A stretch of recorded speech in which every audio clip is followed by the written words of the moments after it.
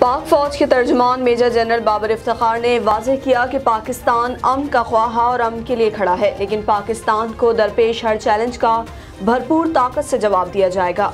पाकिस्तानी मुसल्लह अफ़वाज कौमी हिमायत के साथ हर खित्ते से मादरे वतन का हमेशा दिफा करती रहेगी। पाकिस्तानी मुसल्लह अफ़वाज कौमी हिमायत के साथ हर खित्ते से मादरे वतन का हमेशा दिफा करती रहेगी।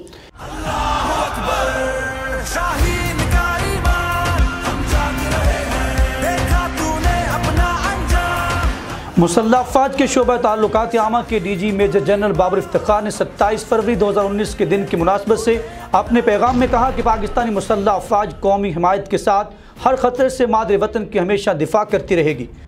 ऊंची फिजाओं में चर्चा हमारा, गाती हवाएं हैं नग़्मा हमारा। उनका कहना है कि 27 फरवरी 2019 इस बात का आगाज़ है कि पाकिस्तान की मुसल्लह अफ़वाज दिफ़ाए वतन के लिए हमा वक्त तैयार है। किसी कौम को अददी बत्ती से नहीं, कौम के हौसले और अज़म से कामयाबी मिलती है।